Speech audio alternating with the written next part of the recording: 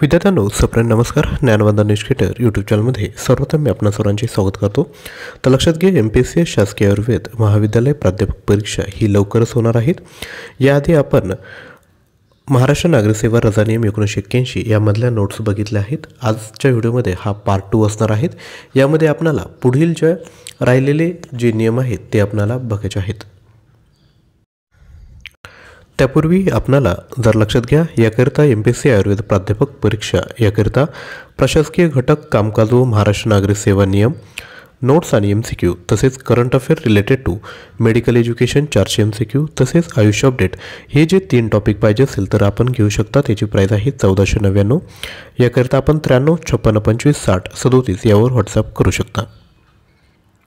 तसेच आयुर्वेद जो सिलेबस आहे त्यावर आधारित टॉपिक वाईज 1350 प्रश्न आणि जो पूर्ण इतर अभ्यासक्रम आहे त्यावर आधारित 1650 आपल्याकडे उपलब्ध आहेत. याचा डेमो देखील आपण घेऊ शकता. 3000 प्रश्न आहेत. प्राईस आहे 1499. हे दोन्ही मटेरियल देखील विद्यार्थी मित्रांनो आपण घेऊ शकता.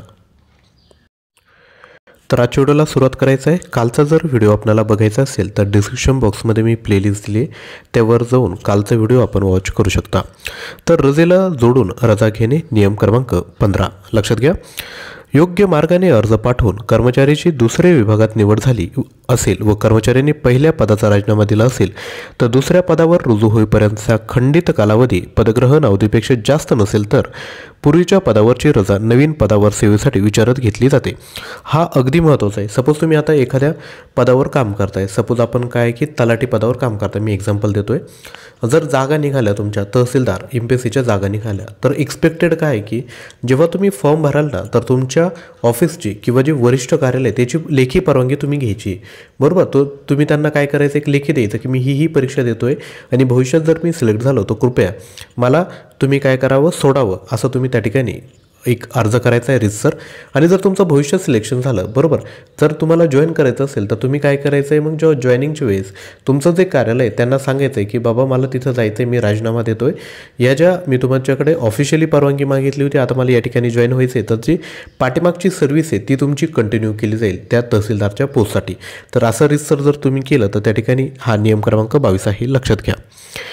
त्यानंतर पुढे शासकीय सेवेतून बडतर्फ केलेल्या, काढून टाकलेल्या किंवा राजीनामा दिलेल्या कर्मचाऱ्यांच्या रजेसंबंधीचा हक्क त्या तारखेपासून समाप्त होतो. मात्र बडतर्फ किंवा सेवेतून काढून टाकलेल्या शासकीय कर्मचाऱ्यास अपिलानंतर पुन्हा कामावर घेण्याचा निर्णय झाल्यास त्याच्या रजेबाबतचे सर्व हक्क पुनर्स्थापित होतात. सपोज तुम्ही जिल्हाधिकारी म्हणून काम करतायत, परंतु तुमच्यावर ॲलिगेशन लागलं, तुमच्यावर एखादी केस दाखल करण्यात आली, बरोबर, मी XYZ केस दाखल करण्यात आली, त्यामुळे शासनाला वाटतंय की तुम्हाला जर सेवेत ठेवलं तर शासनाची जी काय म्हणता येईल की प्रतिमा आहे ती कलंकित होते, तर ते तुम्हाला बडतर्फ करू शकतात, निलंबित नाही. निलंबित म्हणजे काय, तात्पुरत्या काळाकरिता सस्पेंड करणं, तसं नाही. तुम्हाला डायरेक्ट सेवेतून काढून टाकलं, जर सेवेतून तुम्हाला काढून टाकलं तर बरोबर, तर तुमच्या काय होईल की त्या सगळ्या रजा निघून जातील. परंतु लक्षात घ्या, तुम्हाला काढून टाकलंय, तुम्ही अपील केलं, कोणाकडे, कोर्टात गेले आणि कोर्ट म्हणलंय की बाबा याची चुकी नाही, तुम्ही याला परत पदावर घ्या, अशा केसमध्ये तुमच्या रजा परत कन्सिडर केल्या जातील. आय होप तुम्हाला हे कळालं असेल. आणि राजीनामा दिला की तुम्ही सोडूनच चालले सर्विस, जर तुम्ही स्वतःहून सोडून चालले तर तुम्हाला का त्याच्या रजेचा हक्क तुम्हाला भेटेल, असं या ठिकाणी याचा अर्थ होतो. त्यानंतर रजेवरून परत हजर होणे नियम क्रमांक 46 आणि 47. आता हा बघूयात. लक्षात घ्या, रजेवर असणाऱ्या शासकीय कर्मचाऱ्यास मंजूर रजा संपण्यापूर्वी रजा मंजूर करणाऱ्या सक्षम प्राधिकाऱ्याच्या मान्यतेशिवाय रजेवरून परत हजर होता येणार नाही. जसं तुम्ही अर्जित रजेवर जाताय 8 दिवसासाठी, 10 दिवसासाठी, महिन्यासाठी, तुमची रजा मंजूर केली, तुम्ही काय केलं, लेखी अर्ज दिला होता. जर तुम्हाला सर्व्हिसमध्ये परत जॉईन व्हायचं आहे, परत हजर होत आहे, तर एक अर्ज लिहून द्यायचा, परत शासकीय प्रमुख त्यांचं नाव, विषय टाकायचा,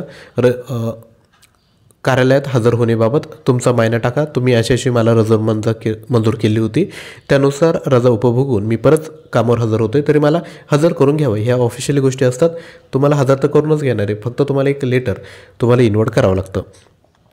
त्यानंतर खाजगी कारणास्तव रजेवर असणाऱ्या कर्मचाऱ्याने रजा संपल्यानंतर तात्काळ हजर होणे आवश्यक आहे, अन्यथा ते गैरशिस्तीचं कारण समजले जाईल. रुजू अहवालासोबत कोणतेही कागदपत्र जोडण्याची आवश्यकता नाही. तुम्हाला सांगितले खाजगी रजा घेतली तर तुम्हाला डॉक्युमेंट जोडायचे आहेत, वैद्यकीय रजा घेतली तर तुम्हाला डॉक्युमेंट जोडणं गरजेचं आहे.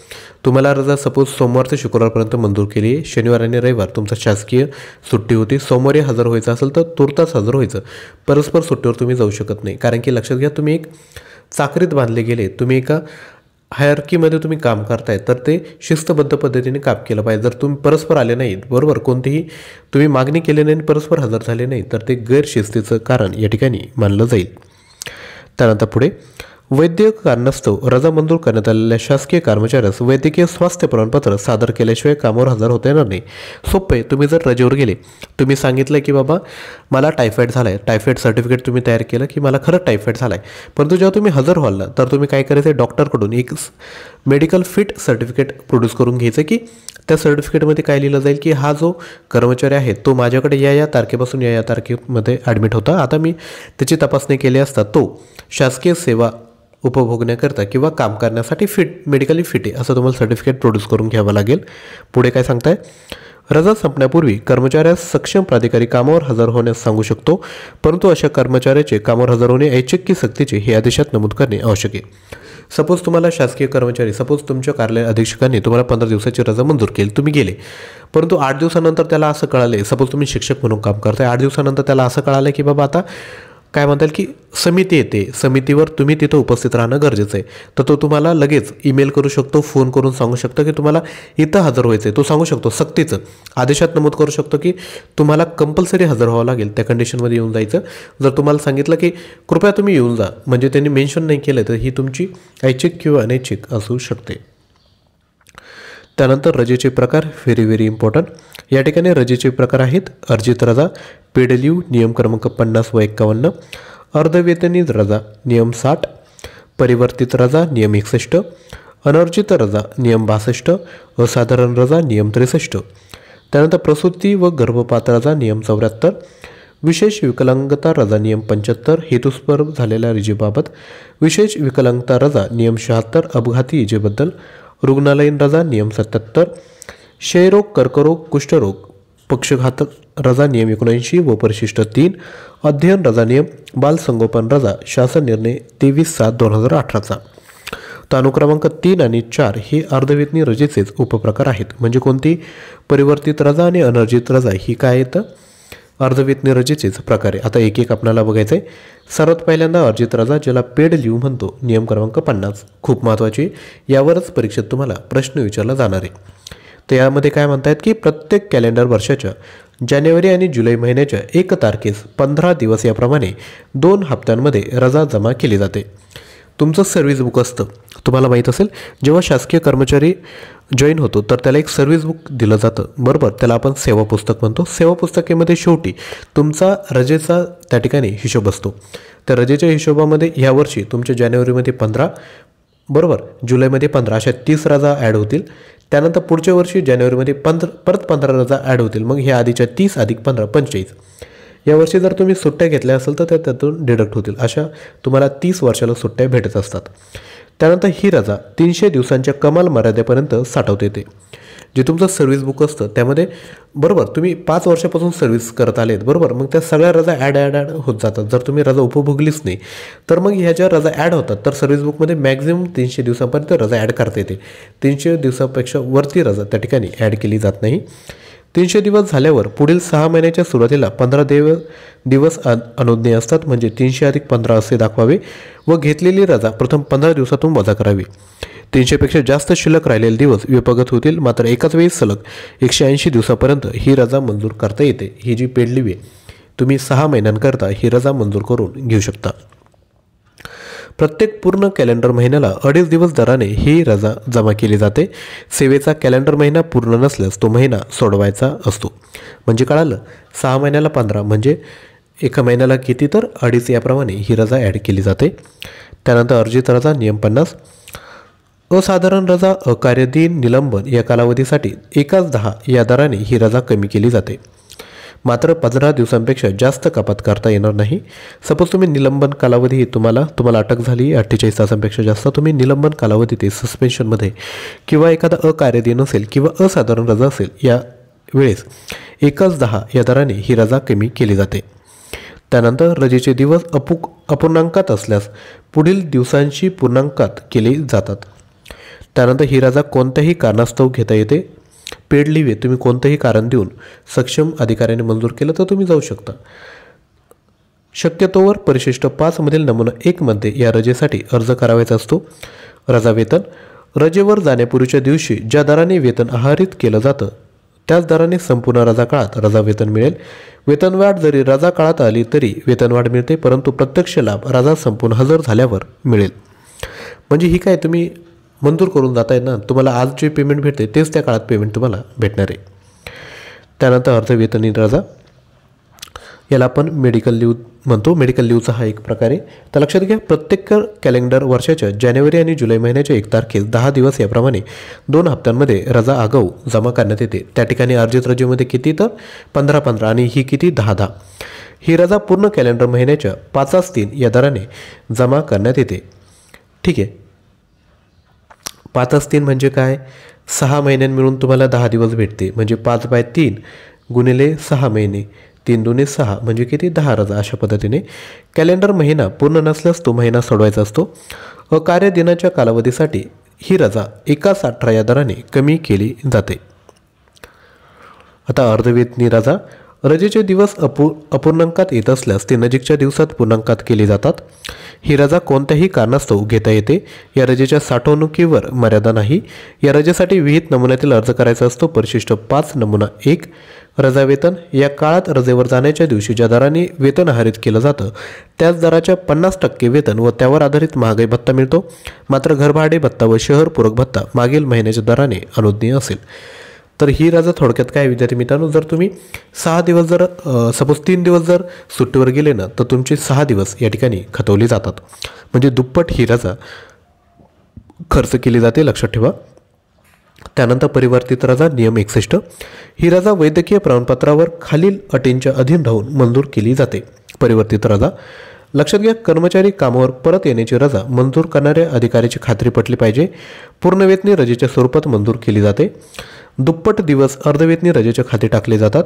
कर्मचारी सेवेत परत न आल्यास त्या रजेचे रूपांतर अर्धवेतनी रजेत केले जाते व अतिप्रदानाची रक्कम वसूल करण्यात येते. म्हणजे थोडक्यात काय, परिवर्तित रजा म्हणजे काय, थोडक्यात मेडिकल लीववर तुम्ही गेले, सपोज 6 दिवस जर तुम्ही सुट्टीवर गेले ना तर ही जी अर्धवेतनी रजा आहे ना ती 12 दिवस त्या ठिकाणी खतवली जाते आणि तुमचं फुल पेमेंट केलं जातं. ही गोष्ट थोडक्यात लक्षात ठेवा.